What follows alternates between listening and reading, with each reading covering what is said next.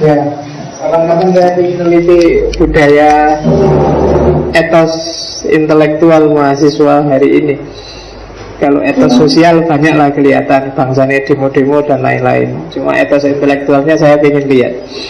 Karena selama ini tak lihat, kalau saya ngomong etos intelektual itu bayangannya kan kegiatan mahasiswa bangsanya diskusi, seminar, ngundang tokoh kan itu. Padahal intinya nggak di situ. Apalagi seminar kan. Seminar itu kan dari kata-katanya aja sudah enggak semi itu ya seminar itu api neraka. Jadi seminar itu agak semi-semi. Jadi kalau mau biar bagus jangan diganti seminar, tapi gantilah acara semi nur. Nah, kalau nur cahaya. Jadi besok ganti ya, kalau bikin acara jangan seminar tapi semi nur, biar diketawain orang ya. Oke, biarlah kita santai-santai sambil merefresh pikiran. Kita masuk bab filsafat yang menurut saya sepanjang saya menjelajah di dunia filsafat sangat jarang orang yang masuk ke ranah estetika. Kalau dalam Islamic Studies biasanya estetika itu banyak ditemukan di dalam kajian tasawuf, meskipun tidak menutup kemungkinan dalam banyak bidang yang lain. Oleh karena itu estetika, rencana saya estetika hanya akan saya kasih dalam 3 sesi. Hari ini pengantarnya, dasar-dasarnya. Kemudian kita menjelajah teori-teori para filosof besar tentang estetik. Minggu depan ya mulai Plato mungkin sampai Derrida, kita lihat aja yang teori-teori yang paling berpengaruh itu kita jelajahi minggu depan. Dan pertemuan ketiga, kalau bisa saya ingin masuk ke religious etik. Seperti kemarin etika saya masuk di religious etik, estetika saya masuk ke religious estetik. Nanti saya tidak tahu, belum ada bayangan, mungkin bisa pakai Said Hussein Nasr, nanti dibantu dikit-dikit oleh Faruqi dengan seni tauhidnya. Kalau ke Indonesia mungkin yang agak teoritis bisa masuk ke estetika religiusnya Abdul Hadi WM. Kalau sempat nanti di pertemuan ketiga. Cuma sebelum ke sana tetap yang paling penting adalah dasar-dasarnya. Karena teori etika ini jarang sekali orang yang menyentuh. Para yang sangat banyak berhubungan dengan estetik itu biasanya para penggemar seni dan pekerja seni.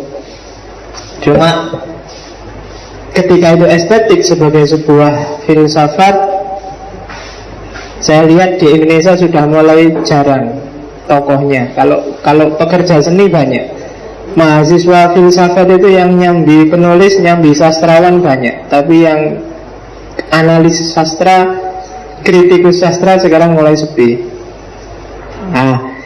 Dan teori-teori estetik laku di situ sebenarnya. Zaman dulu kita punya banyak, tapi sekarang mulai menipis.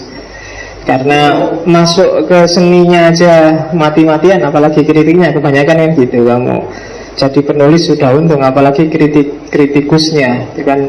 Maka kita coba, siapa ngerti dari sini meskipun tidak ada seniman, tapi ada yang jadi pengamat dan yang suka mengapresiasi seni. Dan itu butuh teori-teori estetika. Oke. Kalau di agama biasanya estetika masuknya ke ranah-ranah dunia tasawuf. Arahnya ke situ. Biasanya dilawankan dengan formalismenya fikih. Oke, pelan-pelan kita masuk. Estetika secara umum biasanya orang menyebutnya filsafat keindahan. Ada juga yang mendefinisikan filsafat seni, karena biasanya objek yang dilihat oleh estetika itu biasanya objek seni, tapi seni dengan definisi aslinya, bukan definisi umumnya. Definisi populernya seni itu kan lagu, lukisan, apalagi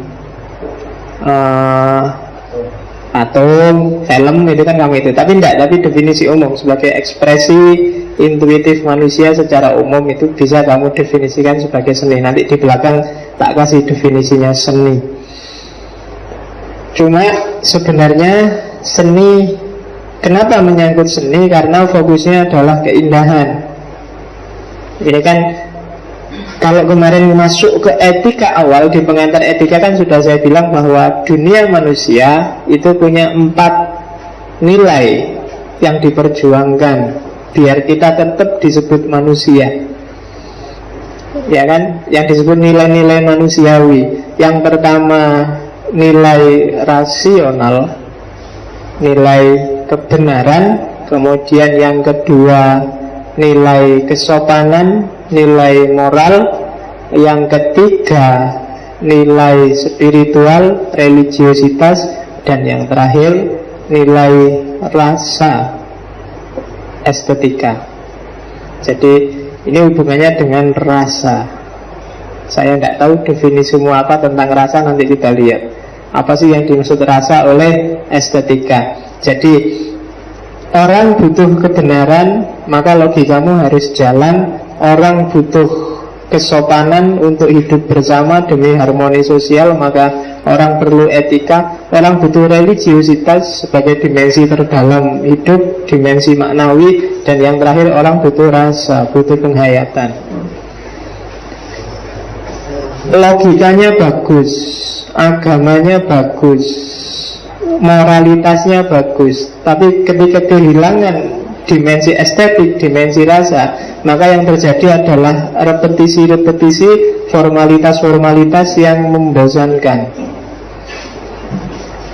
Dalam hidup banyak kamu, misalnya kenapa sih kok belajar itu, kamu tahu belajar itu bagus, bermanfaat luar biasa, logika, diperintahkan oleh agama dan sangat bermoral. Tapi kenapa kamu sering-sering wis bosen mocok, disuruh belajar juga males beres? Kenapa kamu nggak menemukan keindahan dalam belajar?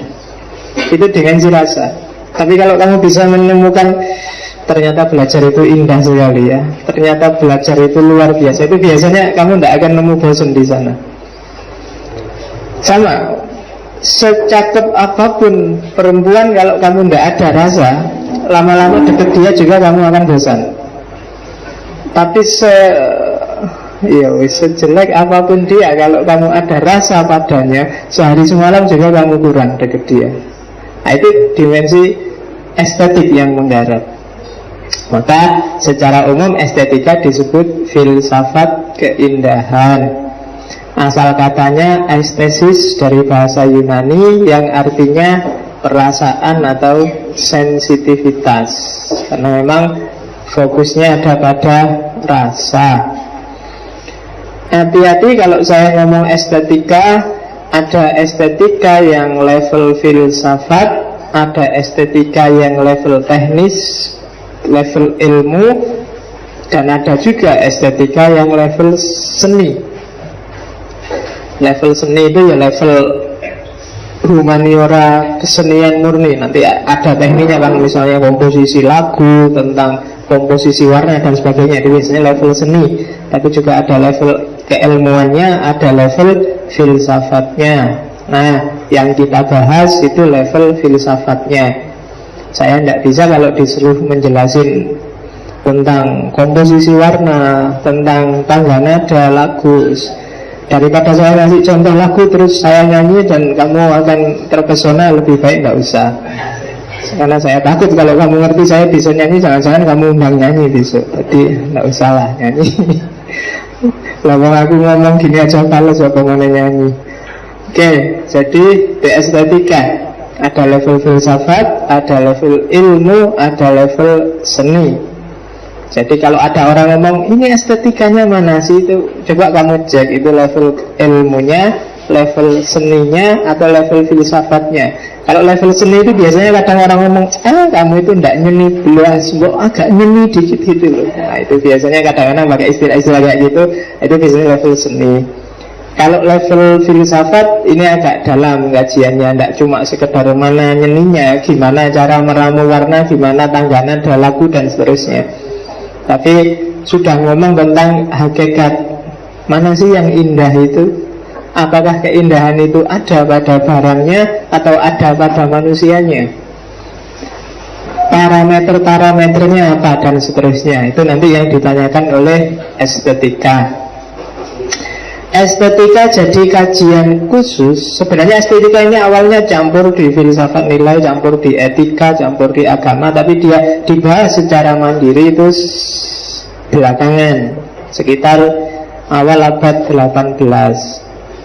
Jadi sudah era modern lahirnya estetika. Buku pertama yang sering disebut sebagai buku yang membahas estetika pertama itu tulisannya Baumgarten yang judulnya Estetika.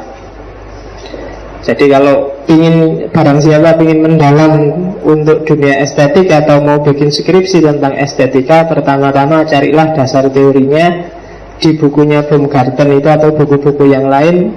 Cara nulisnya kayak gitu, karena di Indonesia jarang ada buku yang spesifik nulis estetika, maka kamu harus surfing di Google biasanya kan. Jangan keliru nulisnya, pakai A depannya. Jadi aesthetic, tapi kalau bahasa Inggris biasanya belakangnya bukan A, tapi pakailah aesthetic belakangnya S, aesthetics.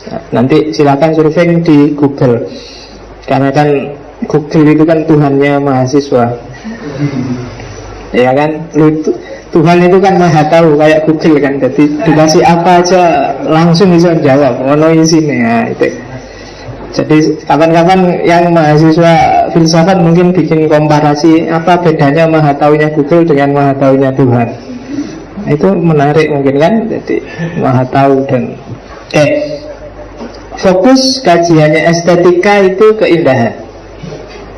Ada ratusan definisi dari para filosof tentang keindahan. Itu tak ambil 5 yang menurut saya agak unik tentang keindahan.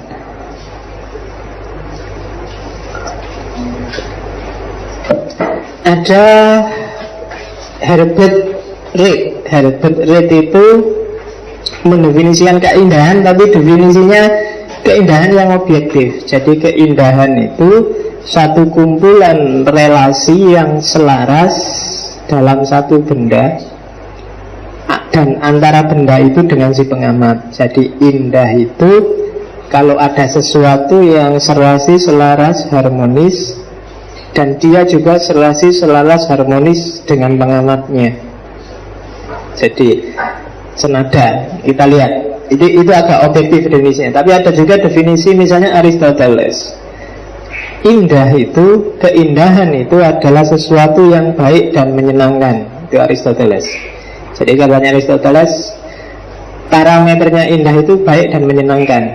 Baik saja nggak menyenangkan tidak indah, atau menyenangkan saja tapi tidak baik, itu juga tidak indah.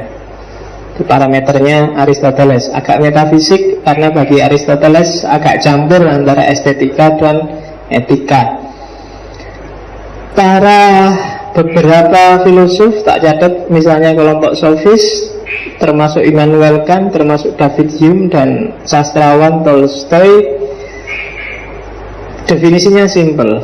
Keindahan itu adalah sesuatu yang bikin kamu seneng, titik, baik penglihatan maupun pendengaran. Intinya parameternya gampang, seneng. Kamu lihat sesuatu kok seneng, berarti itu indah. Jadi sederhana. Jadi kamu lihat apapun kok itu menyenangkanmu, itu berarti indah. Bikin kamu, wah seneng aku nonton itu, seneng aku mendengarkan, seneng aku melihatnya, seneng aku merasakannya, berarti itu indah. Parameternya gampang. Ngaji filsafat ini indah kalau kamu merasa seneng. Seneng aku ngaji filsafat, bukan karena daripada nganggur malam kemis ngaji yuk. Nah itu berarti nggak ada senengnya, berarti nggak indah. Indah itu kayak gimana pun wujudnya, asal kamu merasa ada kecenderungan rasa suka, berarti itu indah. Ada juga Hegel. Kalau Hegel, indah itu adalah identitas yang sempurna secara ideal maupun secara realitas. Idealnya manusia itu seperti ini, dan kalau dia nyatanya juga begitu, berarti itu indah. Itu Hegel. Jadi keindahan adalah pengejawantahan idealitas secara sempurna. Pengejauhan itu berarti yang nyatanya. Itu versi Hegel. Jadi kalau kamu Indonesia ini belum indah karena idealnya belum terwujud. Ketuhanan yang Maha Esa, kemanusiaan yang adil dan beradab, persatuan, kerakyatan, keadilan sosial, lima-limanya belum terwujud. Maka Indonesia belum indah pakai definisinya Hegel. Ketuhanan yang Maha Esa, enggak lah, ya semuanya beragama, tapi yang dipertuhankan macam-macam. Yang punya agama kadang yang dipertuhankan bisa uang, bisa jabatan, bisa macam-macam kan. Berarti ketuhanannya perlu dipertanyakan. Kemanusiaan apalagi. Kemanusiaan itu berarti menyangkut nilai-nilai manusiawi tadi. Rasional enggak sih orang Indonesia? Kemudian apa tadi? Rasional, religiositas, spiritualitas, moralitas, kemudian nilai rasa. Kalau empat-empatnya ini ada berarti sudah manusiawi, sudah kemanusiaan. Kalau belum ya berarti masih jauh. Persatuan apalagi. Bersatu karena kepentingan, nanti ganti kepentingan juga bisa. Kerakyatan enggak juga. Yang nomor satu di Indonesia kan bukan rakyat. Yang selalu jadi berita kan pejabat dan pemerintah. Kalau rakyat enggak. Keadilan sosial apa maneh. Jadi Indonesia belum indah pakai definisinya Hegel. Ada definisi terakhir. Ya, ini yang mendefinisikan Michelangelo, seniman pematung yang terkenal. Katanya dia sederhana, indah adalah ketika segala yang tidak proporsional, segala yang berlebihan hilang. Itu pasti indah. Segala yang pas itu pasti indah. Jadi keindahan adalah ketika segalanya berada dalam paradigma yang sesuai. Yang berlebihan disisihkan, yang kurang dipenuhi. Itu indah. Ruangan ini misalnya nanti habis ini ada 5 orang datang, nggak indah kan? Banyak yang lowong juga nggak indah. Yang indah itu kalau pas, kursinya 50, yang duduk 50. Itu indah. Jadi saya tidak tahu yang datang terakhir nggak kebagian time slip. Nggak indah, ada yang kebagian. Harus pas, lebih juga nggak enak. Nanti tak miring buang, tapi kurang juga nggak enak. Maka katanya Michelangelo harus pas. Cowoknya culet, ceweknya cuakep, itu kan nggak pas. Enggak, nontonnya juga enggak, karena enggak indah enggak. Makanya agama itu kawin kan selalu disarankan sekufu. Sekufu itu sak level dalam hal apapun. Kalau enggak sak level kamu pontang-panting mesti. Sekolah enggak pernah dapat istri atau suami profesor, itu mesti jungkir balik karena enggak sekufu. Iya. Karena makanya agama itu diantara syarat yang di beberapa kitab fikih disebut itu harus sekufu. Kenapa? Untuk menghindari ketidakindahan itu tadi. Jadi ya makanya sebelum nyari pacar itu ya kamu ya rodok-rodok anu lah diukur sih gitu loh. Jadi biar pas. Jangan terlalu jauh jaraknya. Kalau terlalu jauh juga nggak enak. Usia juga gitu kan, terlalu tua, satu terlalu tua, satu terlalu muda juga nggak enak. Satu terlalu tinggi, satu terlalu rendah juga nggak enak. Kayak 1 nanti. Ya, jadi nggak enak. Jadi harus pas lah. Maksud nyari istri juga gitulah. Ya boleh kamu, saya idealnya yang tinggi, putih. Ya, tapi ngukur kamu juga. Karena kalau terlalu kontras kasihan dirimu. Jadi, oke. Nah, secara umum nanti indah itu dipilah jadi 2. Kalau bahasa Inggris dipisahkan antara beauty and beautiful. Kalau beauty itu biasanya kualitasnya abstrak, tergantung siapa yang mencerap. Kalau beautiful itu biasanya di bendanya, sifatnya objektif. Jadi ada di, ya, tambah 2 pas. Oke. Jadi konsentrasi itu hilang guys ya. Oke. Jadi keindahan itu ada yang beauty. Kalau beauty itu tergantung siapa yang mencerap. Sering saya contohkan misalnya kecantikan versi orang India sama versinya orang Barat itu kan beda. sama versinya orang Asia itu beda. Itu tidak objektif, berarti tidak pada bendanya, tapi pada siapa yang mencerap. Cantik bagiku mungkin tidak cantik bagimu. Tapi ada juga level keindahan yang sifatnya beautiful, memang bendanya bagus, memang barangnya bagus. Nonton pemandangan indah, misalnya kamu ke Ketep sana, indah sekali ya. Itu kan indah tidak di kamu, banyak orang juga begitu. Pemandangannya beautiful. Nah itu berarti sifat bendanya, bukan pada yang mencerap. Tapi banyak juga keindahan yang tergantung siapa yang mencerap. Islam itu indah, kan bagi kita yang orang Islam. Bagi yang tidak Islam mungkin tidak, ya biasa aja, kayak agama yang lain. Kenapa? Karena indah tidaknya Islam itu tergantung siapa yang mencerap. Karena memang objeknya objek abstrak, beda dengan objek konkret. Misalnya Kaliurang itu indah sekali ya, kalau pagi hari misalnya, itu beautiful namanya. Jadi kalau kamu muji pacarmu, biasanya kan kalau dia cakep beneran kamu bilang beautiful. Tapi kalau nggak terlalu cakep, kamu mesti bilangnya nggak apa-apa, yang penting ada inner beauty-nya. Nah kan, jadi nyari inner, tapi innernya bukan inner beautiful, tapi inner beauty. Karena beauty itu ya tergantung aku yang lihat, bukan tergantung objeknya. Jadi itu keindahan. Sebenarnya nanti yang jadi debat luar biasa belakangan antara objektivitas dan subjektivitas seni. Musik dangdut itu enak pada dangdutnya apa tergantung siapa yang mencerap. Nah itu kan nanti debat orang. Itu sudah asik dangdutnya sendiri Pak. Ya enggak, yang enggak suka dangdut juga enggak seneng sama dangdut. Nah itu nanti debat. Para filosof juga punya pandangan yang beda-beda dan macam-macam. Jadi fokusnya keindahan, cuma nanti ada berbagai pendapat, berbagai pandangan, juga berbagai filosofi tentang keindahan. Ya, nanti kita akan ketemu filosofi-filosofi ini minggu depan.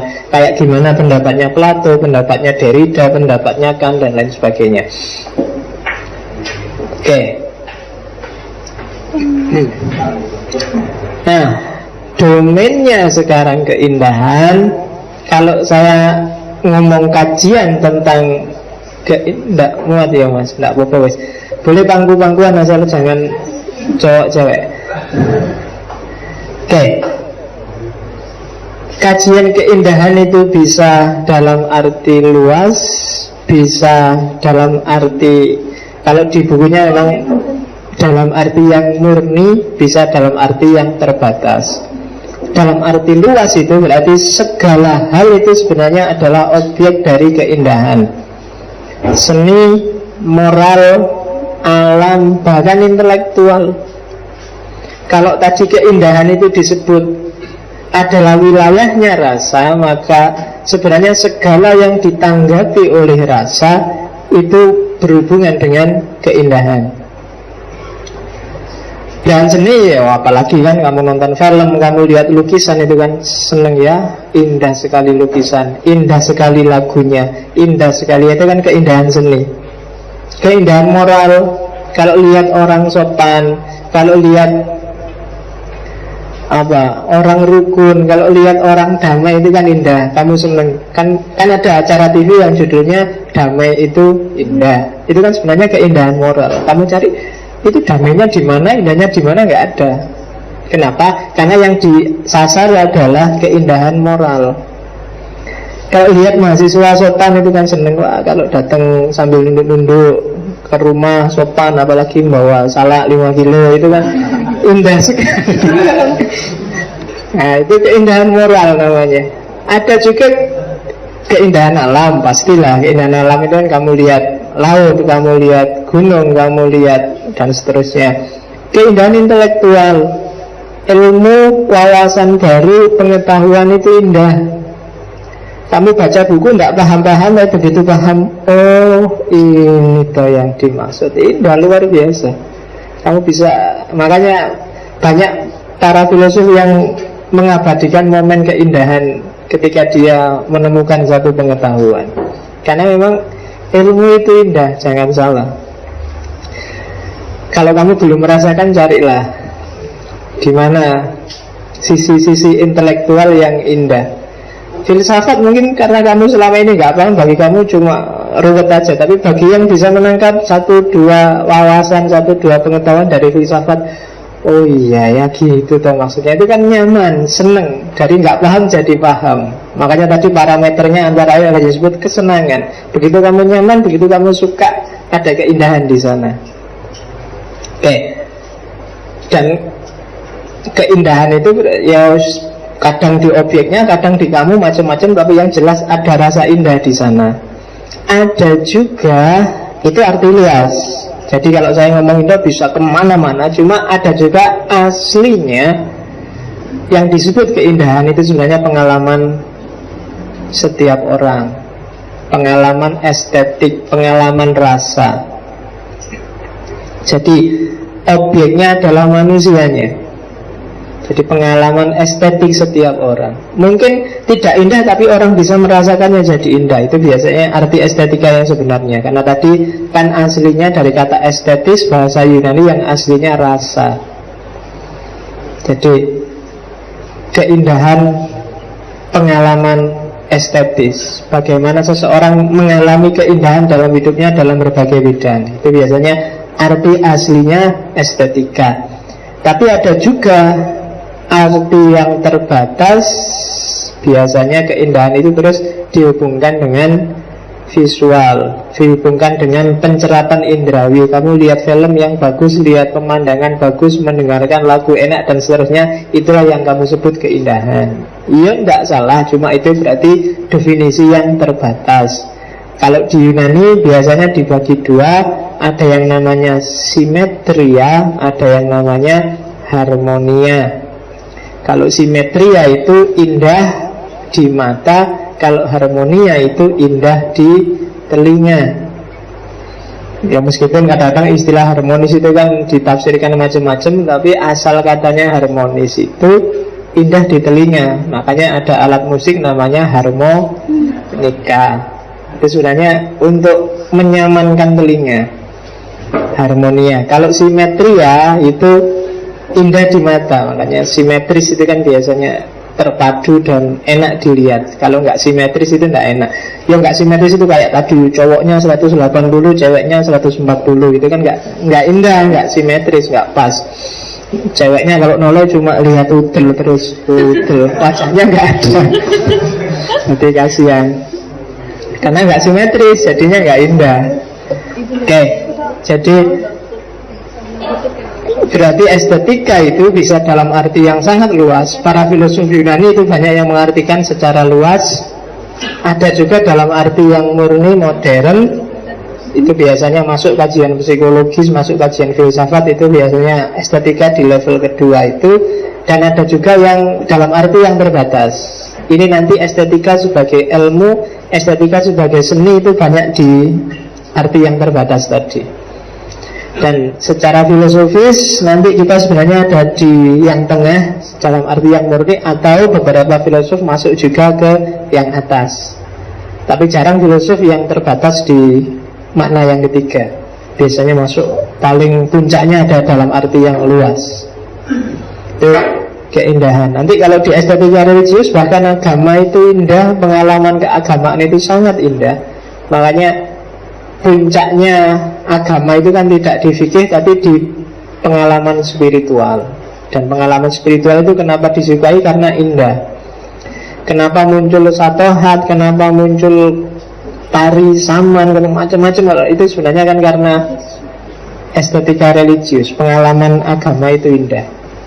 Itu biasanya masuk di level estetika dalam arti yang lebih luas. Oke ya, itu domainnya. Jadi ada definisinya, ada fokusnya, ada domainnya. Nah, parameter atau kualitas utama dari keindahan itu secara umum biasanya orang menyebut ada 5. Yang pertama unity, yang kedua harmoni, yang ketiga simetri, yang keempat balance, yang kelima kontras. Jadi biasanya otakmu untuk memahami indah dan tidak indah itu pakai 5 patokan ini. Yang pertama unity. kesatuan, keutuhan, dilihatnya indah biasanya. Otakmu memahaminya kalau ada kesatuan itu kelihatannya indah, kalau ada keutuhan itu indah. Ruang kelas ini kelihatannya indah karena semuanya ngadep ke sini, hanya satu yang ngadep ke sana. Jadi masih bisa dipahami indah. Tapi kalau macam-macam, ada nanti yang sana ngadep ke sana, yang sini ngadep, kamu mesti ini kelas tidak karu-karuan ini mesti. Kenapa? Karena tidak ada unity di sana. Gitu. Nggak ada kesatuan, nggak ada kesepakatan, nggak ada kebersamaan. Nah itu unity namanya. Maka anarki itu kan banyak dibenci karena tidak bersatu, tidak utuh. Masing-masing punya visi sendiri-sendiri, tidak enak, tidak indah. Jadi akal memahaminya sebagai tidak indah, tidak luar biasa, harus menyatu.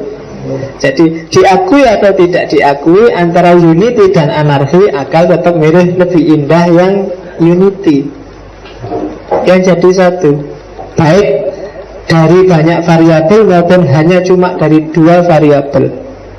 Kamu sama orang tuamu kan dua. Itu kalau ndak unity kelihatannya nggak indah. Bapaknya punya cita-cita apa, anaknya cita-cita apa, mesti terus konflik, dan konflik itu ndak indah. Kamu sama pacarmu juga gitu. Kalau nggak unity juga ndak indah. Ndak punya kesatuan, nggak punya visi bersama. Meskipun kemarin ya boleh lah, kamu mau ngapain aja boleh, aku juga mau ngapain aja boleh. Biasanya belum pacaran beneran.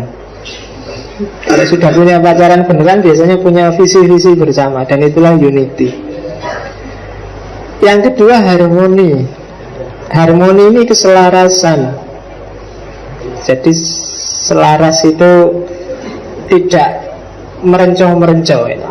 Jadi tidak kayak nada itu loh kan. Nada itu ada rumusannya, tidak dari nada paling rendah terus ditambah nada paling tinggi, kemudian balik lagi ke paling tinggi. Biasanya nggak enak, tapi harmonis. Keluarga yang harmonis itu bukan berarti keluarga yang nggak ada dinamika. Ada dinamika, tapi dinamikanya itu terkontrol. Itu harmoni namanya. Kamu boleh bikin dinamika dalam hidupmu, mau aneh-aneh, saya kan bebas mau ngapain aja, tapi harus in harmoni. Untuk bisa harmoni kamu harus ngerti lainsnya, ngerti pijakannya, ngerti patokannya. Makanya agama itu dikasih pokoknya patokan utamanya Quran, patokan utamanya hadis. Mau ngapain aja boleh, asal jangan tabrakan dengan dua ini. Nah itu maka orang beragama sangat dinamis tapi harmonis. Kenapa harmonis? Ada patokannya ini loh, garisnya. Ada macam-macam tapi masih kelihatan harmonis.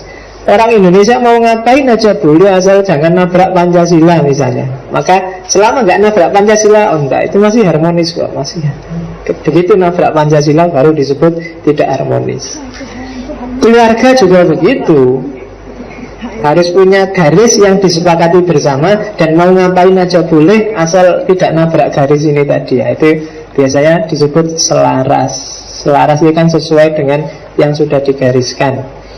Makanya orang beragama itu kan, apalagi di Islam kamu disuruh baca Fatihah kan, ihdinas siratal mustaqim, itu kan biar tetap di garis. Bukan berarti kamu nggak bisa macam-macam, boleh asal nggak keluar dari garis. Itu namanya harmoni. Ada simetri keterpaduan. Keterpaduan itu berbeda boleh asal terpadu. Simetri itu kan yang satu di kanan, satu di kiri, tapi terpadu. Jadi tidak saling nabrak.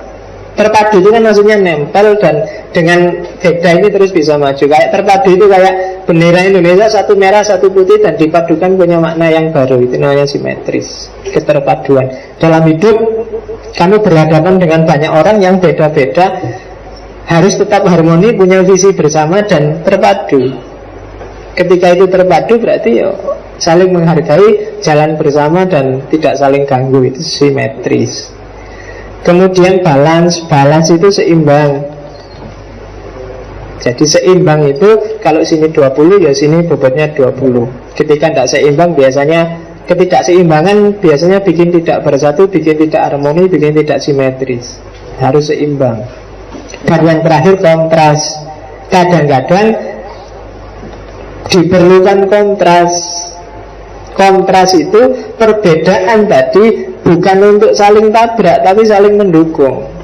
Kontras itu belakangnya harus hitam, depannya harus dikasih putih sebelum nulis hitam lagi. Karena kalau hitam dikasih hitam lagi hilang, itu berarti tidak ada kontras.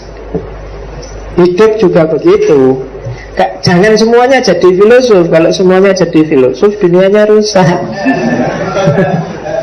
Disuruh kerja bakti nggak mau, sekarang mikir terus rusak. Dia ono sing filosof, ono sing fikih, ada yang sosiolog, gitu. Itu namanya ada kontras-kontras yang nanti tinggal dipadukan, tidak ditabrakkan tapi dipadukan karena hidup ini kompleks. Betul. Jadi itu indah nanti kalau ada unity, ada harmoni, ada simetri, ada balance, ada kontras, akan jadi indah. Jadi sekali-sekali kalau kamu bahas, nanti tadi saya bilang bikin seminar, bukan seminar kan langsung.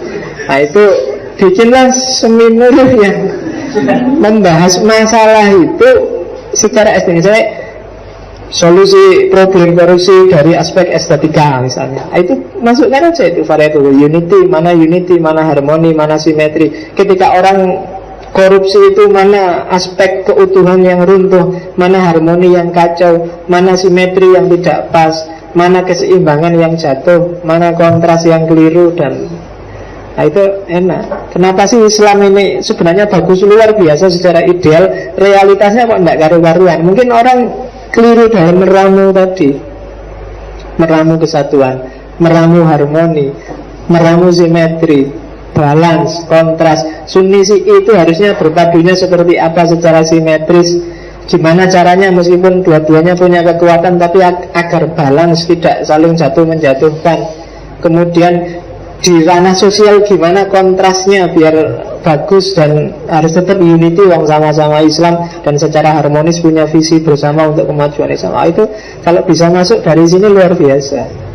Cuma orang kan biasanya masuknya tidak dari estetika tapi dari fikih. Jadi ya susah. Kalau dari fikih ya perhitungannya jadinya formalitas.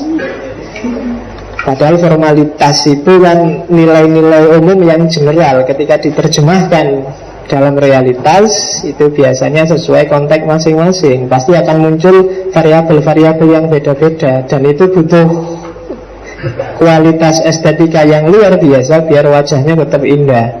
Tapi ketika kehilangan estetika ya jadi jelek. Nah itu, jadi estetika membahas ini, aspek keindahan yang biasanya variabel-variabelnya ini. Para filosof berbeda-beda ketika ngomong tentang kualitas estetis, kualitas keindahan, tapi biasanya cuma beda istilah atau mungkin 1-2 dikurangi. Ada yang bilang ya harmoni sama simetri itu sama aja, ada yang bilang balance sama kontras itu sama, ya monggo. Tapi intinya tidak akan lepas dari 5 itu. Kalau tidak unity ya harmoni, kalau nggak harmoni ya simetri, balance atau kontras. Oke, sekarang persoalan-persoalannya ini semacam temanya. Tema yang pertama estetika itu tentang aesthetic values, nilai-nilai estetik. Biasanya yang dibahas itu keindahan itu subjektif atau objektif sih? Ukuran indah dan tidak indah itu apa? Fungsinya keindahan dalam hidup ini apa? Kalau nggak indah apa ya terus masalah? Kan itu nanti dibahas di aesthetic values. Gelas ini misalnya, ini kan dibikin kayak gini jadi indah. Misalnya orang bikin gelas nggak usah nyeni-nyeni kayak gini, yang penting ada lengkungannya, airnya bisa masuk, beres kan. Ngapain sih dibikin nyeni-nyeni kayak gini? Nah itu terus apa sih gunanya estetika terusan kan gitu. Baju misalnya, ngapain sih dikasih gini-gini? Ini kerah baju ini fungsinya apa sih? Nggak tahu ya. Ya secara estetik terus ya, itu kan orang biasanya tanya gitu. Nah, itu estetika sebenarnya. Jilbab itu sebenarnya yang penting nutup kan beres, tapi kan macam-macam, bulut-bulut lah. Ada yang kayak orang sakit kepala, ada yang kayak orang kan ada itu yang itu sakit kepala, ada yang kayak orang sakit leher, ada yang kayak orang itu kan estetika maunya. Terus apa sih fungsinya keindahan? Kalau nggak indah terus ngapain? Kan gitu. Terus Ya termasuk ibu-ibu dandan pakai make up kan gitu. Saya kemarin ceramah di mana itu, waktu ceramah ke ibu-ibu kan niru kiai-kiai kan, kalau ceramah ibu-ibu kalau dandan itu ya buat suaminya, nggak usah dandan sama laki-laki yang bukan suaminya. Agama kan nyuruhnya gitu. Nah, ada ibu-ibu yang nyatuk, Mas ngapain dandan buat suami? Kalau buat suami dandan itu ya buat apa? Wong sama suami dandan sebentar paling untuk dirusak.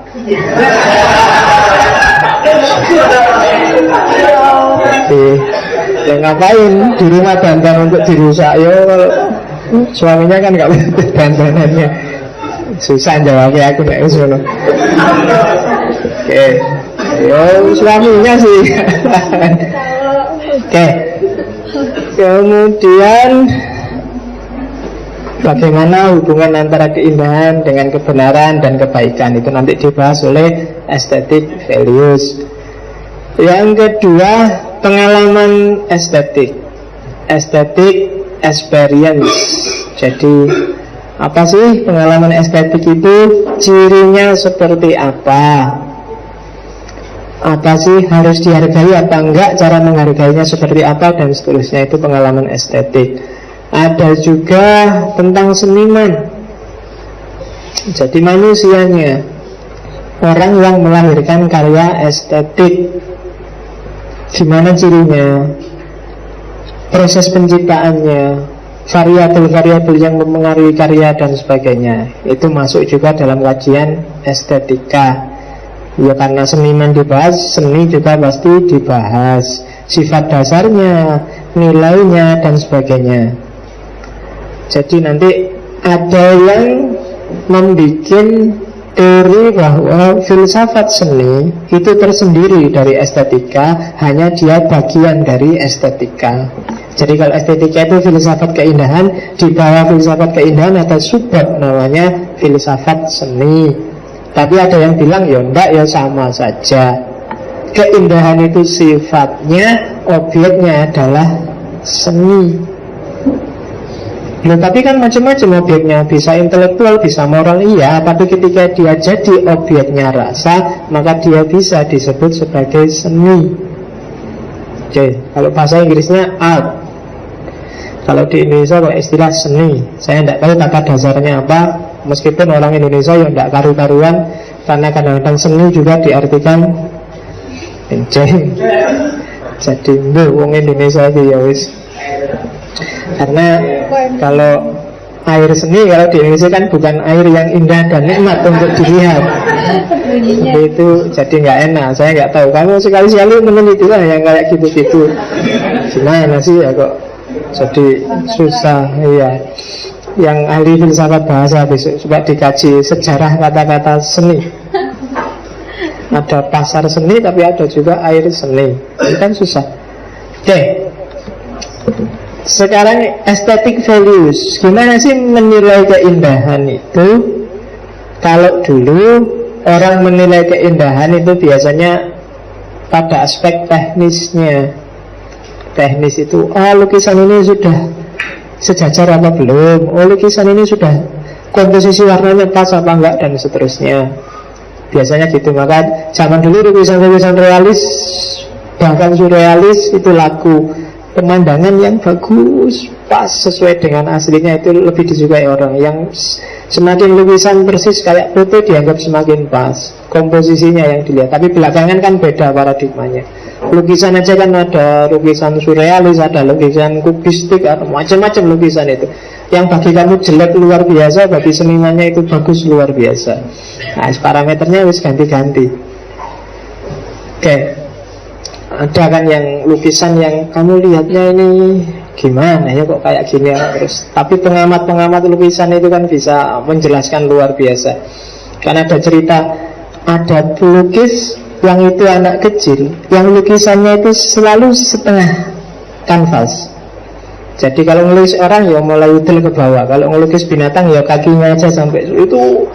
Semua filosof, semua analis sibuk menganalisis. Bisa, ada yang analisis ini menunjukkan realitas dunia bawah, ada macam-macam. Begitu diwawancarai anak kecilnya, kok bisa sampean ngelukis kecil? Ya karena saya masih kecil, belum nyampe, kanvasnya kan besar. Jadi kalau ngelukis baru dapat separuh sudah nggak gitu, jadi lukisannya setengah. Oke. Iya, sudah terlanjur dianalisis tinggi-tinggi, ternyata ya simpel ya, karena dia masih anak kecil, jadi nggak nyampe tangannya ke atas. Oke. Nah, cuma belakangan kemudian ada kesadaran ternyata indah dan tidak indah itu mengikuti pola berpikirnya masyarakat. Tidak cuma karya seni, ya semua objek keindahan di masyarakat itu ikut tradisi berpikirnya masyarakat. Hari ini kalau ada perempuan jalan-jalan di luar pakai rok mini yang atasnya you can see, bagi banyak orang indah luar biasa, apalagi perempuannya indah. Tapi mungkin zaman tahun berapa kalau ada orang kayak gitu mungkin tidak dianggap indah, mungkin dulu ini waras atau enggak ya. Mungkin bisa gitu. Cantik parameternya hari ini mungkin beda dengan cantik parameter zaman Gajah Mada dulu misalnya. Perubahan masyarakat. Zaman dulu orang cantik, perempuan cantik. Kalau sekarang kan cantik itu misalnya harus langsing yang pinggangnya ramping. Kalau zaman dulu enggak. Cantik itu ya kalau langsing malah dianggap kurang makan. Dia harus agak gendut dikit, perutnya agak buncit sedikit, dan itu melambangkan berarti dia perempuan yang subur. Ini bisa melahirkan banyak anak. Tapi yang ramping-ramping itu dianggap ini susah, kurang makan, nggak bisa punya anak banyak. Oh ya, zaman dulu yang dianggap cantik, makanya coba lihat patung-patungnya Kendedes, patung-patungnya Tribuana, Tunggadewi, patungnya itu mesti ya agak buncit dikit. Nah itu persepsi masyarakat tentang indah dan tidak indah. Misalnya acara TV, coba dilihat. Banyak acara TV yang kalau dilihat dari parameter zaman dulu, hari ini banyak TV-TV yang tidak sopan dan tidak indah. Ya misalnya baca berita, kalau sekarang baca berita itu kan santai, ada senyum-senyumnya, ada guyon-guyonnya. Tapi zaman dulu kan baca berita itu orangnya pakai jas sambil menteleng gini, berita pertama pasti gitu. Kalau sekarang kan sambil ngobrol santai, itu paradigma berpikirnya masyarakat sudah berubah, berbeda. Itu beberapa contoh, misalnya zaman romantisisme Perancis itu keindahan itu identik dengan keagungan.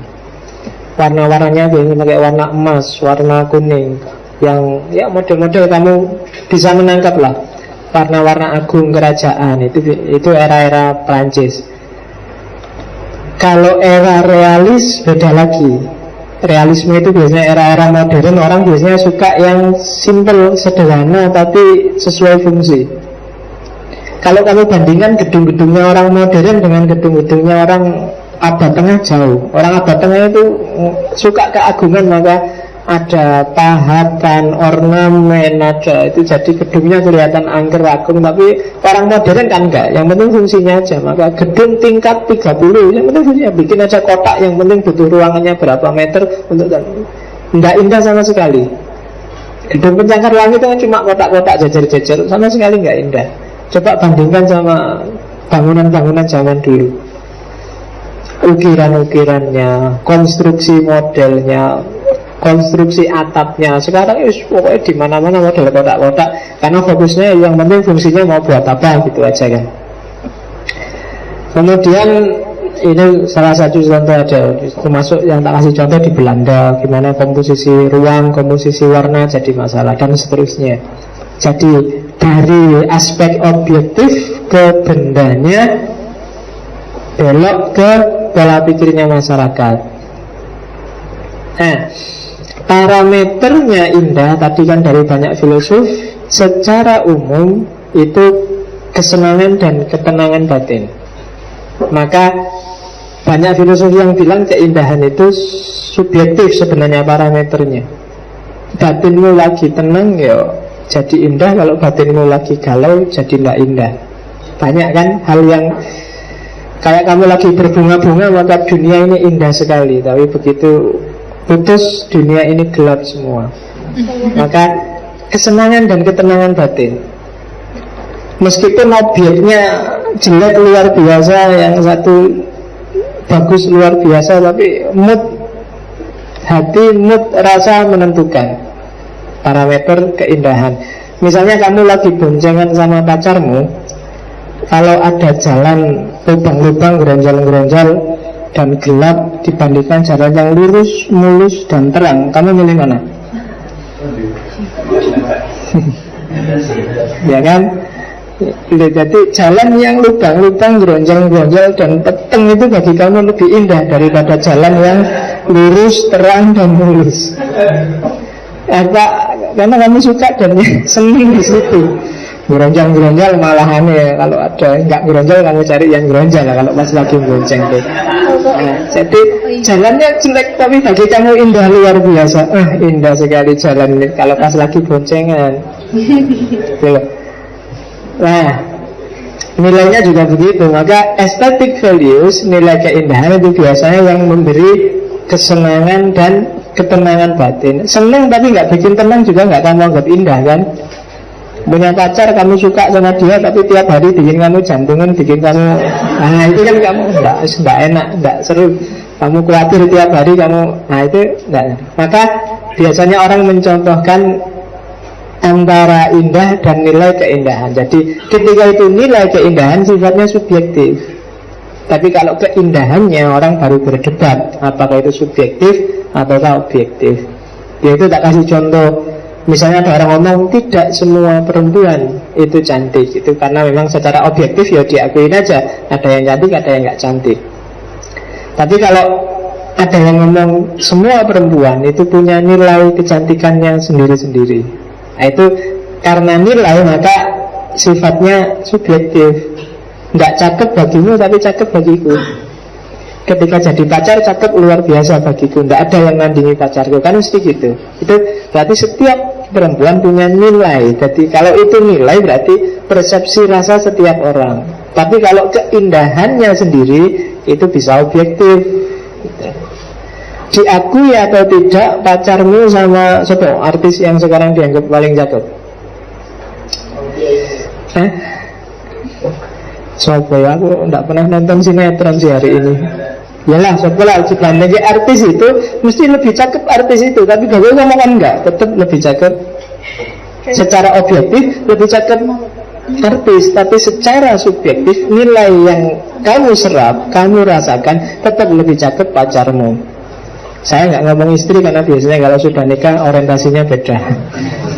Kalau masih pacar itu masih full pokoknya segalanya. Semuanya nggak ada yang bisa mengalahkan kalau itu pacar. Makanya pacar itu kan kamu kejar terus, kamu cari terus kalau pacar. Kalau istri kan sudah selesai ceritanya. Sudah. Ini sebenarnya rumus. Jadi cowok atau cewek kalau ingin langgeng, biarkanlah dirimu tetap kayak apa. Pacar itu kan ada misteri-misterinya, ada nggak jelas-jelasnya, ada itu. Biasanya kalau sudah jelas semua malah nggak enak.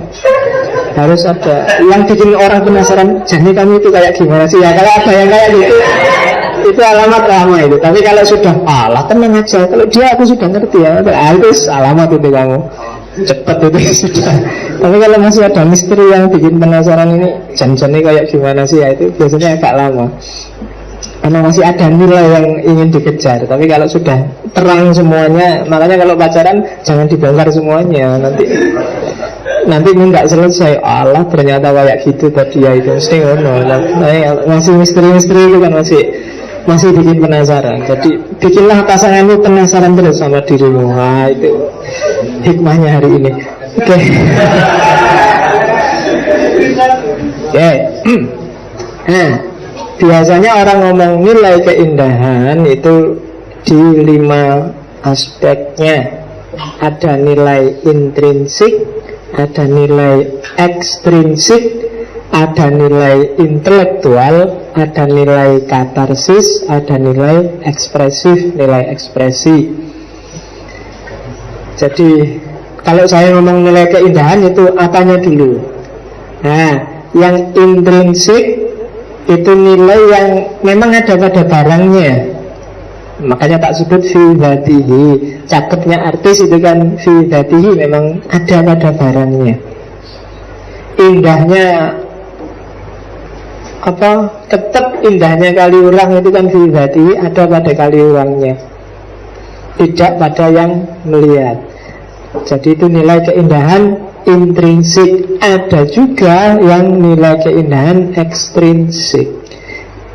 Itu kalau hadis itu liwairihi, sahih liwairihi. Jadi dia indah karena yang lain. Jadi aku suka sekali nonton film itu. Kenapa? Karena artisnya mirip pacarku. Nah itu liwairihi, berarti bukan filmnya yang bagus, karena kamu yang menyerap menganalogikannya dengan yang lain. Atau kebalikannya, aku suka dia karena dia mirip dengan pacarku yang dulu. Nah, itu berarti sebenarnya dia nggak suka pada itu, cuma liwairihi, ada nilai keindahan karena yang lain, mirip pacarku yang dulu. Nah itu berarti bukan dia yang disenangi, sebenarnya pacarnya, cuma karena dia mirip aja jadi dia suka. Itu berarti ada nilai ekstrinsik. Ada nilai intelektual. Kalau nilai intelektual ini nilai keindahan yang diperas secara logis. Ini indah sekali karena komposisinya ini sesuai dengan teori. Itu biasanya orang para kritikus, para apresiator dan kawan-kawan biasanya pakai, yang dikejar nilai keindahan pakai aspek intelektualnya. Film ini tidak bagus karena film ini, itu biasanya intelektual. Jadi dibahas secara rasional, yang dikejar nilai intelektualnya. Ada nilai keindahan, dia tidak indah pada dirinya, tapi karena dia punya fungsi katarsis. Pokoknya aku kalau sudah dengerin lagu Buka Sidik Jos, jadi semangat nih. Nah itu ada nilai katarsis di situ. Dari kamu lemes terus jadi semangat. Nah, itu nilai katarsis. Jadi pokoknya kalau denger kalau kamu belajar pakai lagu Kitaro, kamu suka Kitaro, suka Seboyani, suka instrumental. Nah itu langsung aku ngantuk misalnya, atau langsung aku gairah belajar, langsung aku. Jadi ada pengaruh psikisnya, nilai katarsisnya. Nah itu nilai katarsis dari keindahan. Jadi bukan barangnya sendiri, tapi fungsinya, manfaat katarsis yang diperoleh dari objek keindahan yang kamu serap. Setiap kali melihat wajahmu, semangatku tumbuh. Ah, itu berarti ada nilai katarsis. Semangat loh ya, bukan nafsu. Kamu pikirannya nafsu, kalau nafsu betulnya itu. Jadi ada nilai penyuciannya, ada nilai mental, ada nilai rohani yang muncul, biasanya katarsis. Setelah sholawatan aku biasanya langsung ingin tobat misalnya, itu nilai katarsis. Hanya objek seni. Begitu melihat lukisanmu, aku terdorong lagi untuk, itu berarti nilai katarsis. Ada juga nilai keindahan, itu nilai ekspresif. Kalau tadi kan setelah menikmati, kalau ini bagi produsennya, dengan coret-coret seperti ini aku merasa puas. Itu nilai ekspresif. Setelah aku nyanyi 30 lagu misalnya, aku sekarang merasa jadi, itu namanya nilai ekspresif. Setelah aku ungkapkan apa yang ada dalam hatiku, sekarang aku merasa tenang. Itu nilai ekspresif. Jadi kalau nilai katarsis itu biasanya ada pada penikmatnya, nilai ekspresif itu ada pada produsennya, siapa yang memproduksi. Jadi kalau tadi bahas aesthetic value, coba dicek value yang dimaksud itu apakah pada bendanya, nilai intrinsiknya, atau karena ekstrinsiknya, ataukah aspek intelektualnya, ataukah aspek katarsisnya, ataukah aspek ekspresifnya. Nah, jadi kalau kamu mau jadi kritikus sastra, kritikus film, kritikus seni, bisalah masuk paling tidak dari satu di antara 5 jalur itu. Kamu mau masuk dari sisi ekstrinsik, sebenarnya cerpen itu tidak luar biasa. Secara intrinsik banyak cerpen kayak gitu, tapi cerpen ini secara ekstrinsik bisa membantu orang untuk gini-gini, itu ekstrinsiknya. Atau cerpen ini adalah secara ekspresif adalah ungkapan dari kegelisahan pengarangnya, itu pasti ekspresif. Atau secara katarsis, membaca puisi ini dengan bersemangat bisa membuat seseorang titik-titik, itu berarti katarsisnya. Atau kalau intelektual itu dari sisi jenisnya, puisi ini termasuk puisi yang jenisnya soneta, cuma bukan yang soneta grup, tapi soneta yang itu pakai intelek. Jadi pakai akal. Jadi nilai dari karya seni, nilai dari keindahan. Oke, perangkatnya apa sih untuk mengejar keindahan itu? Ada dua alat sebenarnya, ada dua istilah yang biasanya dimaksud dalam ranah filsafat keindahan untuk memahami sebuah karya keindahan. Yang pertama kontemplasi, yang kedua ekstansi. Kontemplasi itu kamu sudah kenal lah itu. Dan produsen seni, produsen keindahan itu biasanya butuh kontemplasi. Orang mau bikin lagu perlu kontemplasi, orang bikin lukisan butuh kontemplasi, bikin karya sastra butuh kontemplasi, karena dia alatnya memang. Jadi bagi kamu yang ingin jadi produsen, yang ingin mengekspresikan pikiranmu, rasamu dalam karya seni, kamu butuh keahlian kontemplasi. Jadi perlu kemampuan berpikir kontemplatif. Maka sedikit banyak selalu saya bilang setiap orang sebenarnya butuh filsafat.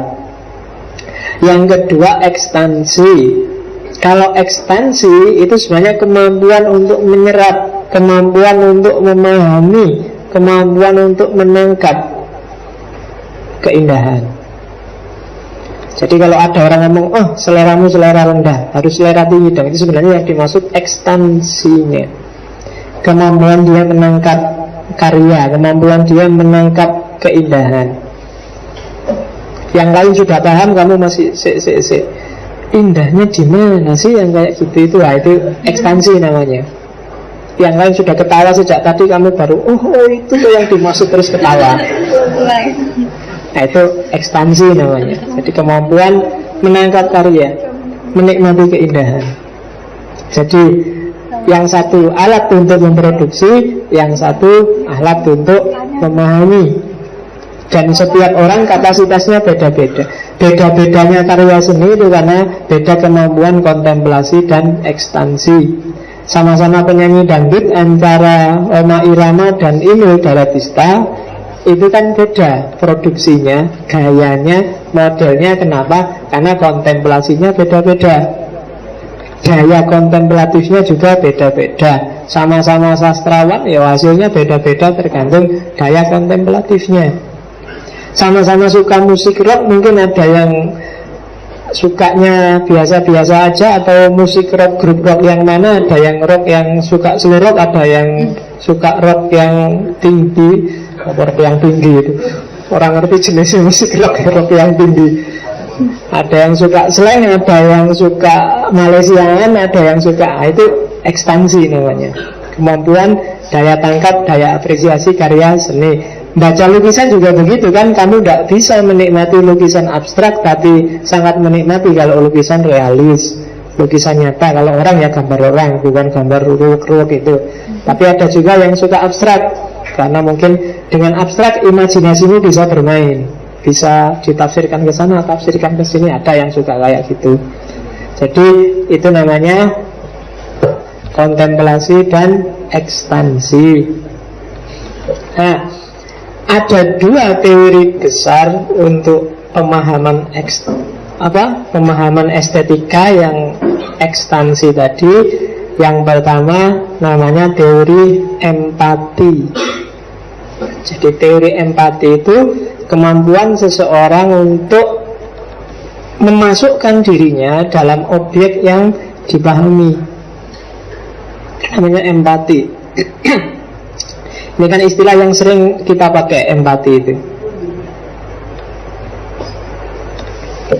Sering saya bilang empati itu beda dengan simpati.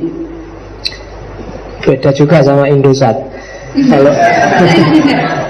Kalau empati itu memposisikan dirimu di posisi objek yang kamu pahami. Dan empati mensyaratkan kamu pernah mengalami hal yang sama atau mirip. Kalau enggak, susah untuk berempati.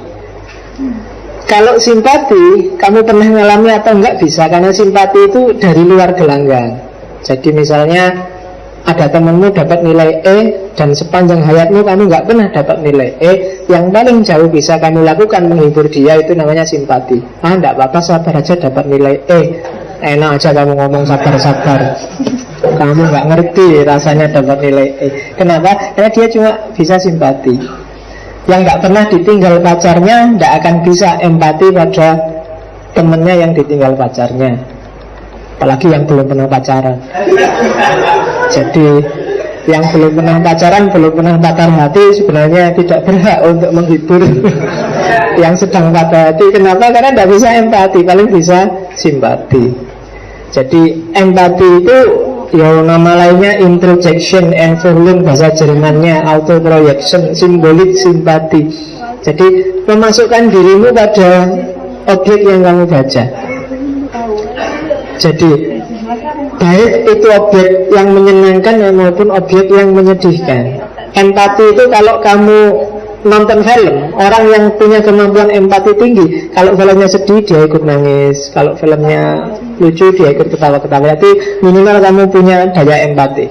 Tapi orang yang nggak punya daya empati, ya lihat film sedih, ala film pura-pura itu, ngapain? Nah itu nggak enak kan kamu nonton film kayak gitu kan. Kamu nggak bisa, orang film sedih ikut nangis kan karena dia memasukkan dirinya di sana. Itu kalau aku kayak gitu terus ikut nangis. Tapi kan bagi yang nggak punya daya kayak gini kan, ala pura-pura aja nangis, biasa aja lah film aja kok kan gitu. Jadi itu empati namanya. Ya nggak enak kan kalau ada orang nggak bisa empati, tidak nonton film juga nggak seru. Kalau ada orang mati dulu, kasihan sekali ada bom, ada tembakan, pura-pura itu film aja kok kan gitu terusan. Jadi nggak seru. Maka di antara kriteria besok nyari pasangan, carilah yang punya daya empati tinggi. Karena kamu bisa rasa sosial luar biasa, itu sebenarnya lahirnya dari empati. Kalau nggak punya daya empati, mungkin kamu cuma simpati. Jadi kalau simpati itu ya kalau nyumbang paling ya sak-sae lah, paling nggak ini kalau ada kotak lewat 100-200 itu. Tapi kalau empati itu wah iya ya ini butuh banyak, ini sudah apa-apa lah aku kalau ngakemsi gitu. Kenapa? Karena kamu ikut merasakan. Kalau pernah patah hati kan kamu bisa merasakan kasihan sekali dia. Saya dulu pernah merasakan luar biasa nggak enaknya misalnya. Jadi itu namanya empati. Dulu saya nulis buku Risalah Patah Hati itu.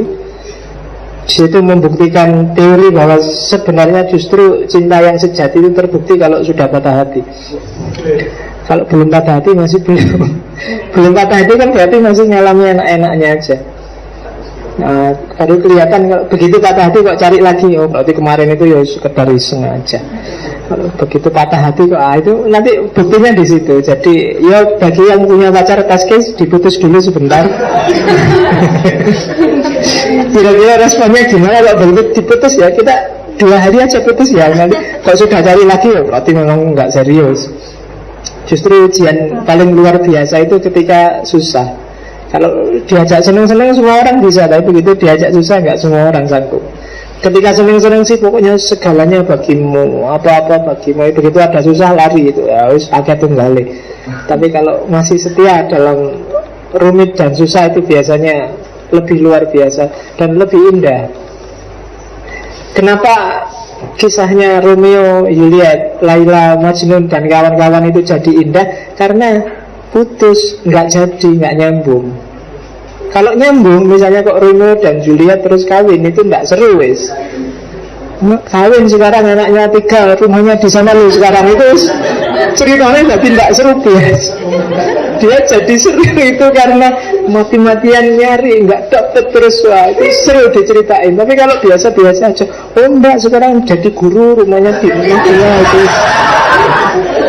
nggak indah lagi diceritain. Tapi kalau masih indah kalau dikenang. Kamu kan gitu kan, bayangkan dulu ya zaman aku di SMA itu kan indah selalu yang belakangan itu. Yang masa lalu itu kan dikenang-kenang, yang ini karena indah.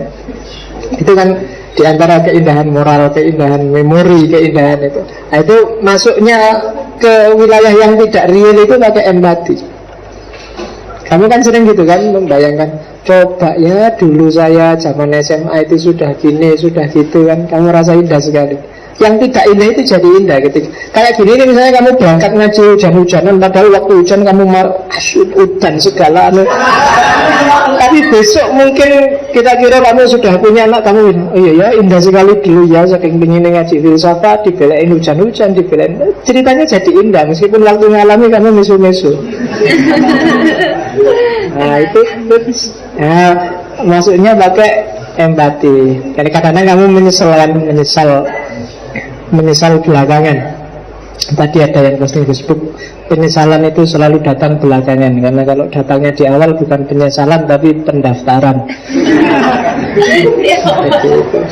Kalimatnya itu lucu. Datang di awal berarti pendaftaran. Oke. Kebanyakan yang sekarang bikin gitu-gitu di Facebook. Tadi malah waktu berangkat dia itu Pak mobil itu biasanya kan Pak Harta itu, sekarang ganti tulisan lucu lagi, pulang malu tidak pulang rindu. Oh, tak pikir ini jangan-jangan mutune mahasiswa semester akhir ini. Jadi lah ya kan itu kan pulang malu tidak pulang rindu. Jadi taruh Bali ya isin ditangani skripsi ora barbar. Tapi kalau nggak pulang itu kok ya rindu. Oke. Nah, teori empati ini sebenarnya subjektif, tapi ada juga dimensi objektifnya. Yang subjektif itu kamunya yang melakukan empati, yang objektif itu ya objek yang kamu serap. Nonton film itu ya semua filmnya kan objektif. Dan kenapa dia objektif? Tanggapannya tiap orang kan juga sama. Kalau filmnya nangis-nangis ya semuanya ikut nangis-nangis. Jadi itu objektif sebenarnya objeknya, cuma empati yang dilakukan setiap orang itu subjektif. Ya, ada yang sedihnya tingkat berapa, ada yang sedihnya tingkat berapa dan seterusnya. Mungkin ada sedih tingkat 5, sedih tingkat 4, sedih tingkat 7 kan gitu. Karena mental itu kan namanya intensitas. Setiap orang beda-beda. Sama-sama galau, kalau kamu galau tingkat 7, kalau ini galaunya baru tingkat 3, kalau ini galaunya tingkat 1 kan gitu. Itu namanya intensitas. Sama-sama cakep, kalau ini cakepnya 8, kalau ini cakepnya 7, kalau ini cakepnya 6 misalnya. Nah, itu intensitas. Teorinya namanya teori empati. Teori empati cenderung subjektif. Teori estetik yang kedua namanya teori physical distance. Bedanya sama yang empatik tadi, kalau yang empatik tadi nyuruh kita masuk ke objeknya, kebalikannya di teori kedua justru nyuruh kita ambil jarak, baik dari diri kita maupun dari objeknya. Tujuannya biar pemahamannya tidak terpengaruh oleh subjektivitas si pengamat. Jadi namanya teori physical distance. Jadi mengambil jarak fisis.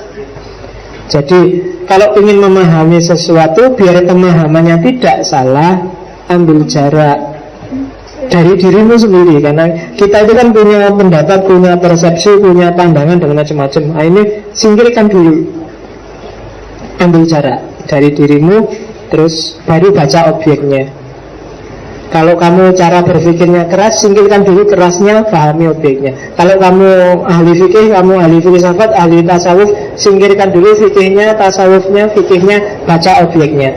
Baru kita akan bisa memahami objek seni, objek keindahan secara lebih pas.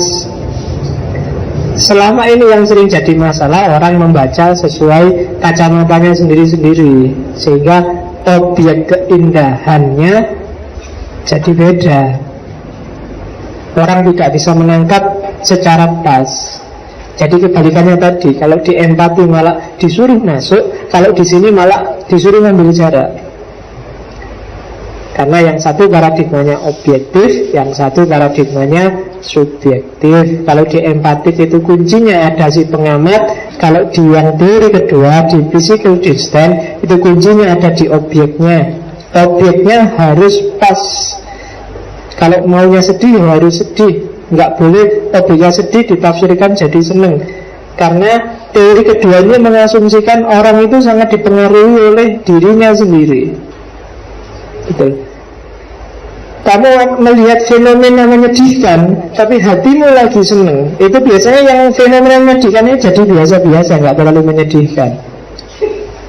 Atau melihat fenomena menyenangkan tapi hatimu lagi sedih, jadi juga nggak senang. Yang lain ketawa, kamu karena galau hatimu nggak sedih, kamu jadinya segitu, tawa segala buat apa sih, cepet selesai, sudah 9:30 ini loh. Iya kan? Jadi nggak bisa. Maka untuk bisa objektif, ambil jarak dari dirimu. Jangan, itu katanya physical distance. Memahaminya jangan dicampur, biar objeknya jadi netral. Nah, itu pemahaman estetik. Nah, kalau tadi pemahamannya, ini penikmatannya. Kalau tadi aspek kontemplasinya, ini aspek akstannya. Jadi menikmati dunia estetika itu ada 4 level. Ada namanya subjektif relativity level. Ini level yang sangat subjektif, level individu setiap orang. Jadi alasan-alasannya kenapa dia sebut indah, dia sebut enak, dia sebut nyaman, itu karena alasan subjektif dia sendiri. Kenapa kamu suka film Naruto? Karena rambutnya Naruto itu mengingatkanku pada itu kan subjektif sekali, itu rambutnya cok malah. Nah, yang lain mungkin nggak itunya, tapi kamu lihat itunya. Nah, itu subjektif. Kenapa kok kamu suka sama ngaji filsafat? Tehnya itu loh yang menurut saya itu individual sekali. Jadi oke. Yang kedua, cultural relativity level. Jadi kamu suka atau tidak suka karena latar belakang budayamu. Jadi misalnya orang Indonesia suka makan yang pedas-pedas, cenderung punya bumbu, itu kan karena budaya. Kemudian suka manis-manis kadang-kadang, mungkin di latar belakang budaya tertentu. Orang Cina itu suka tahu yang bukan tahu yang fresh, tapi tahu yang agak lama. Yang tofu itu kan kalau Kanada itu di pasar daerah Cina tertentu, yang suka tahu yang baunya sudah agak basi, jadi agak kecut-kecut gimana, itu dia suka. Nah, itu budaya, karena latar belakang budaya. Kayak orang Jawa suka sayur basi yang namanya gudeg, orang Jogja. Itu kan lama bikinnya, harus dibikin semakin lama katanya semakin enak. Itu mungkin kalau boleh melihatnya, aduh kayak gitu mesti. Saya pernah lihat di mall itu anak bule makan nasi pakai susu, tapi terus susunya ditaruh di nasi terus dimakan. Kalau kamu kan ada, tapi kalau bagi dia enak itu. Atau saya pernah lihat sama orang Kanada itu makan di warung di sini, jadi kan makan ada nasinya, ada ayamnya, ada sayurnya, jadi makannya satu-satu. Habis makan nasi, terus makan sayur, terus makan ayamnya, jadi giliran satu-satu. Ya, ini kan budaya namanya, cultural relativity level. Jadi suka tidak suka, kamu anggap indah atau tidak indah, itu karena latar belakang kultural. Yang biasa terdidik di pesantren, mungkin bagi kamu orang pakai sarung itu indah, tapi bagi yang lain justru kalau pakai sarung nggak indah lah, nggak simple, pakai jin yang simple. Nah, itu kan cultural relativity. Saya katakan itu ke Madura itu hampir semua orang pakai sarung. Ke mall itu pakai sarung. Dan biasa aja itu. Jadi ya itu namanya kan bagi mereka indah dan pantas itu kalau pakai sarung. Justru kalau ada laki-laki enggak pakai sarung itu dianggap itu pakai celana. Enggak simple. Kalau pakai sarung kan gampang, mau apa aja cepet. Kamar mandi cepet, mau cepet. Apalagi kamu pakai jin nyopotnya aja nggak tak mati-matian. Ini kalau sarung kan gampang, selesai. Nah, itu cultural relativity level. Yang ketiga ada biological relativity level. Kalau ini biasanya pengamat. Jadi ini dipikir dulu, indah di akal dulu, dinalar dulu. Ini indahnya di mana? Ndak indahnya di mana? Jadi dia ndak punya background kultural, ndak punya tanda. Kalau individu pokoknya dia netral dan dinikmati dan dikomentari. Nasi goreng, coba oh kalau gini ya itu berarti dia masih level biological relativity level. Indah dan tidak indah diamati dulu, dinikmati dulu, baru dikomentari. Dan level terakhir namanya absolute level. Absolute level itu biasanya nggak pakai diuji, nggak pakai dicoba, pokoknya sudah diasumsikan sejak awal. Misalnya di sini tak kasih contoh, misalnya semua seni itu indah, atau semua perempuan itu pasti punya sisi kecantikannya sendiri. Islam itu agama damai. Islam berarti tidak perlu dites, tidak perlu dilihat, tidak perlu dianut, pokoknya diasumsikan sejak awal. Nah, itu namanya absolute level. Kan kita sering kayak gitu. Pokoknya kalau ayam mesti enak, terserah diolah apa aja. Itu kan namanya a priori. Tapi ada level keindahan yang dinikmati secara seperti ini. Pokoknya pemandangan laut saya suka, kayak gimana pun modelnya aku senang. Nah itu kan belum dinikmati tapi sudah diasumsikan sejak awal. Itu namanya menikmati estetika level absolut, level a priori. Jadi tadi ada level subjektif, ada level kultural, ada level biological yang sifatnya kayak peneliti, dan ada level absolut yang modelnya dogmatis a priori. Oke, dan seni, yalah itu silahkan kamu baca sendiri. Mungkin minggu depan saya akan ngomong banyak tentang filsafat keindahan, filsafat seni dari para filosof. Jadi seni itu aktivitas manusia untuk mengkomunikasikan pengalaman batinnya dalam tata susunan yang indah dan menimbulkan pengalaman estetik. Nanti kita lihat seperti apa komposisinya. Bagi orang tradisional, masyarakat desa, biasanya seni itu bisa untuk pemujaan, selawatan, model macam-macam kan, labuan itu kan seni juga. Kadang-kadang juga hiburan, kadang-kadang macam-macam. Tapi kalau orang kota biasanya ya ekspresi diri, ekonomi, industri dan macam-macam. Bagi seniman ya seperti itu. Setiap karya seni pasti memiliki nilai keindahan, tapi tidak semua keindahan itu disebut karya seni. Keindahan alam, keindahan intelektual, keindahan moral itu kan bukan karya seni. Tapi semuanya mengandung keindahan. Oke, itu pengantar estetika. Minggu depan kita masuk ke tokoh-tokoh. Saya tidak tahu siapa yang sempat saya tampilkan di sini. Paling tidak tak awali dari Plato dan Aristoteles dengan teori mimesisnya. Nanti belakang siapa yang masuk saya nggak tahu. Dan pertemuan ketiga estetika kita masuk ke religius estetik.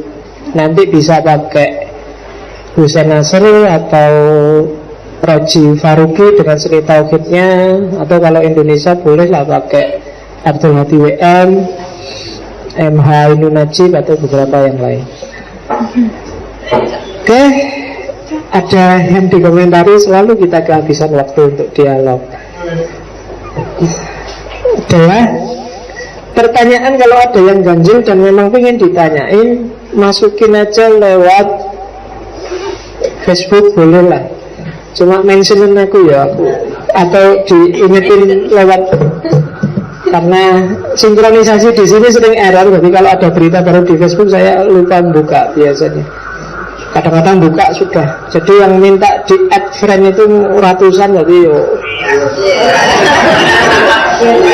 serius, karena aku itu males. Jadi kalau nggak anu kadang-kadang sekali tak awur, oh yes itu susu iki mau sopo ya ora kenal orang yang kenal tidak apa-apa, asal nggak penuh aja ya. Karena saya sempat ganti dulu yang awal itu ada setengah, tak ganti yang sekarang itu. Jadi yang sudah minta di add belum tak add, mohon maaf karena saya males njelimiti satu-satu. Tapi pakai SMS boleh kalau ada yang tanya. Kalau SMS lebih tak perhatiin karena langsung ketemu aku. Tapi kalau Facebook mungkin seminggu bisa cuma 2-3 kali tak buka. Saya kira itu ya. Mohon maaf kalau ada yang kurang berkenan. Biasalah, biasa serius-serius. Kita belajarnya itu silahkan yang besok ujian belajar ya. Jangan alasan karena ikut ngaji ini terus nilainya jelek. Jadi belajar yang serius biar cepat lulus. Siapa ngerti kalau sudah lulus ganti aku di sini wong ya. Kan nggak bisa terus-terusan saya di sini. Oke, saya akhiri sekian. Wallahul muwaffiq, wallahu a'lam bishawab. Wassalamualaikum warahmatullahi wabarakatuh.